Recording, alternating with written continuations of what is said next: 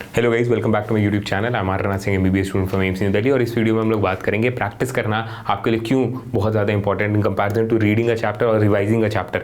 Even after multiple number of times आप chapter revise करते हो, रीड करते हो, ठीक है।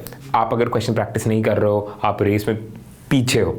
ये चीज़ मैं आपको रियलाइज़ कराना चाहता हूँ और इस वीडियो के थ्रू मैं प्रमोट करना चाहता हूँ क्वेश्चन प्रैक्टिस करने की हैबिट को, ठीक है। क्योंकि बहुत ढेर सारे स्टूडेंट हैं जो कांटेक्ट करते रहते हैं मेरे को इस बात के लिए कि उनके अंदर क्वेश्चन प्रैक्टिस करने की हेजिटेंसी है, बहुत ज़्यादा रेजिस्टेंस है, फ्रिक्शन है, क्वेश्चन प्रैक्टिस करने का मन नहीं करता है उन्हें, ठीक है। वो भागते हैं क्वेश्चन प्रैक्टिस करने से, ठीक। तो आई थिंक अगर मैं आपको इंपॉर्टेंस बता दूँ इस चीज़ का कि क्यों क्वेश्चन प्रैक्टिस करना चाहिए, आपको कैसे हेल्प होगा, तो कहीं ना कहीं आप मोटिवेट होगे, ठीक है। आपके अंदर वो एक स्पार्क आएगा कि नहीं यार, एक ट्राई तो मारना चाहिए क्वेश्चन प्रैक्टिस करने का। और धीरे धीरे करके आप उस हैबिट को अडॉप्ट कर लोगे। एंड जब आप क्वेश्चन प्रैक्टिस करना शुरू करोगे, आप खुद ही उसके बेनिफिट्स को रियलाइज़ करोगे, जो मैं इस वीडियो में बताने वाला हूँ।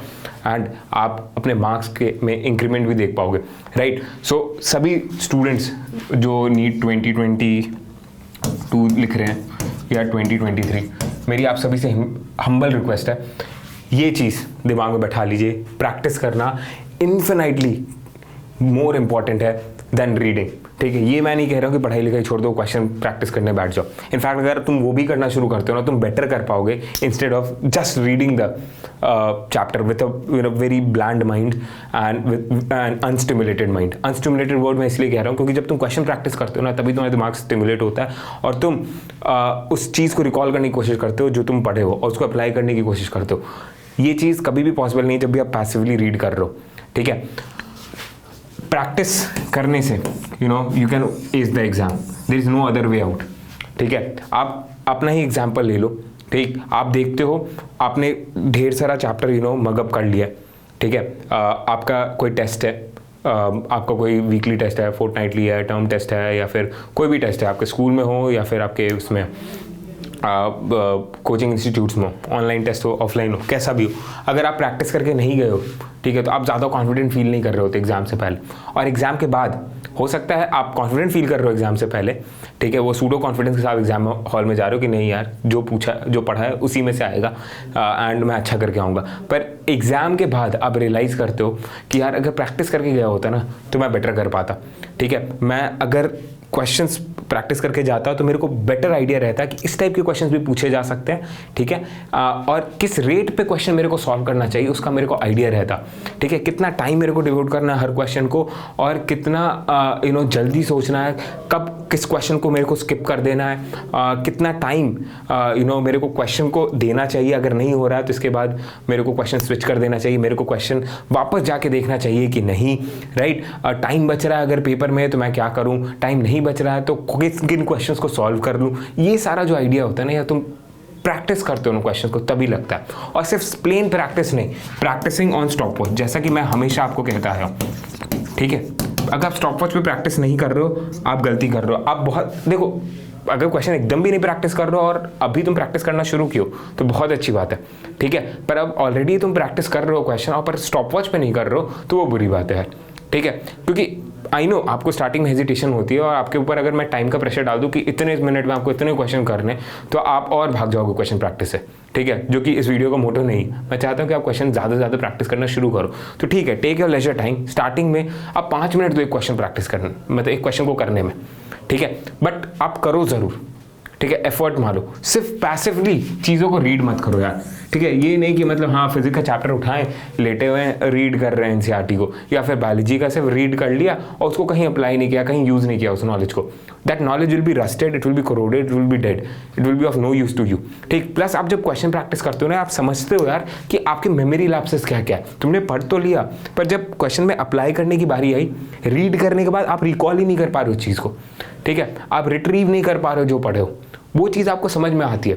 एग्जाम हॉल में नहीं, एग्जाम हॉल से पहले आपको ये चीज़ समझ में आ गई, so that you can take some interventions, you can plan some interventions for yourself, so that ये चीज़ एग्जाम हॉल में ना हो, राइट। आप फील कर पा रहे हो, कनेक्ट कर पा रहे हो इस बात से, राइट। मेरी कि एग्जाम हॉल में ऐसा होता है कई बार, आप बहुत प्रैक्टिस करके जाते हो तो ठीक है, मेमोरी लैप्सेस होते हैं, वो नेचुरल है। पर अगर प्रैक्टिस नहीं करके जा रहे हो तो और ज़्यादा चीज़ें होंगी, आप रिकॉल करते रहोगे, यार ये कहीं तो पढ़ा है, ये क्यों नहीं याद आ रहा है, अच्छा ये बुक में ऐसा लिखा था, इसका मतलब क्या था मेरे को समझ में नहीं आया, उस समय मैंने स्किप कर दिया रीड करते समय, और अभी मेरे को पेपर देते समय रियलाइज़ हो रहा है कि यार ये लाइन अगर मैं समझ गया होता तो शायद ये क्वेश्चन सॉल्व हो जाता। या फिर पेपर देने के बाद आपको समझ में आता है यार ओ यार ये लाइन का मतलब ये था, क्वेश्चन देख के समझ में आया। ठीक है, तो ये चीज़ें आपके साथ हो रही होती है, और इन सब में आपका टाइम वेस्ट हो रहा होता है क्वेश्चन पेपर में, और टाइम वेस्ट होगा तो आप कम क्वेश्चन सॉल्व करोगे तो आपका मार्क्स भी कम आएगा, कॉन्फिडेंस लो होगा। इसलिए प्लीज़ प्रैक्टिस किया कीजिए क्वेश्चन को, ज़्यादा से ज़्यादा क्वेश्चन आप प्रैक्टिस करोगे तो आप अच्छा कर पाओगे। ठीक है, आपको आपकी कितनी ढेर सारी एबिलिटीज़ पता चलती हैं, रिकॉल करने की, चीज़ों को कंसोलिडेट करने की, लिंक करने की, जब आप क्वेश्चन प्रैक्टिस करते हो। तो प्लीज़ प्रैक्टिस कीजिए ज़्यादा से ज़्यादा क्वेश्चन को। एंड क्वेश्चन प्रैक्टिस करने में आपको हेल्प करने के लिए मैंने अपने टेलीग्राम चैनल एमजोनियन ARS पे, लिंक जिसका डिस्क्रिप्शन में दे रखा है, उस पर मैं रेगुलरली आपके लिए NCERT बेस्ड क्वेश्चन अपलोड कर रहा हूँ कि आप फ्री ऑफ कॉस्ट उनको सॉल्व करो। ठीक है, ज़्यादा से ज़्यादा क्वेश्चन प्रैक्टिस करो। अगर आपके अंदर हिम्मत है तो स्टॉप वॉच पे करना शुरू कीजिए, जो कि मैं रिकमेंड करूंगा आपको। ठीक है, ज़्यादा टाइम दो, 2 minutes to 3 minutes every question आप दो स्टार्टिंग में, कोई बात नहीं, 5 मिनट भी लग रहा है कोई बात नहीं, पर प्रैक्टिस करो। धीरे धीरे आप टेपर ऑफ करो इसको, एंड आप bring it down to 1 minute for each of the physics question. Physical chemistry के लिए 1 मिनट, एंड देन धीरे धीरे आपकी स्पीड बढ़ेगी, आप 30 सेकंड 45 सेकंड में क्वेश्चन सॉल्व करने लगोगे। बायोलॉजी के तो आप 4 से 5 क्वेश्चन 1 मिनट में सॉल्व कर लोगे, इनऑर्गेनिक के भी। ठीक है, और आपका कॉन्फिडेंस भी बढ़ जाएगा कि हाँ जो आप पढ़ रहे हो वो चीज़ अप्लाई कर पा रहे हो, और बेटर पेस पे अप्लाई कर पा रहे हो, और पेपर में आपके पास सफिशिएंट टाइम आपको फील हो रहा है आपके पास है, एंड देयरफॉर आपको स्ट्रेस नहीं हो रहा है पेपर में। ये सारी पॉजिटिव एस्पेक्ट्स हैं क्वेश्चन प्रैक्टिस करने के। एंड प्लीज़ प्लीज़ ये बात ध्यान रखिएगा, कभी भी आपको डम्ब फील नहीं करना है कि आपसे क्वेश्चन नहीं लग पा रहा है एट फर्स्ट गो। कोई बात नहीं, कई स्टूडेंट्स होते हैं, आपके पीयर्स होंगे जो जल्दी क्वेश्चन सॉल्व कर लेते, पहली बार में चीज़ें समझ लेते, और उसकी वजह से आपके अंदर क्वेश्चन प्रैक्टिसिंग हेजिटेंसी आ जाती है, यार ये तो पहली बार में कर पा रहा है, मेरी अंदर इतनी एबिलिटी नहीं है, therefore I will not solve the question. अब ये सोचते हो, ये नहीं करना होता है। ठीक है, वो कर पा रहा है पहली बार में, कोई नहीं, आप 10 बार लोगे, सॉल्व करो। ठीक है, तभी आप एक स्टेप आगे बढ़ पाओगे अपने प्रेजेंट लेवल से। ठीक है, जिस लेवल पे आप क्वेश्चन सॉल्व कर रहे हो उससे अगर आप इंप्रूव करना चाहते हो, आपको लगे पड़े रहना होगा। राइट, और 10 बार में क्वेश्चन सॉल्व हो रहा है कोई बात नहीं, आपको 3 बार में चीज़ें समझ में आ रही है, आप यू फील कि यू आर अ डोंकी, आप गधे हो, आपको चीज़ें समझ में नहीं आती, कोई बात नहीं, फिर भी लगे रहो, क्वेश्चन प्रैक्टिस करो।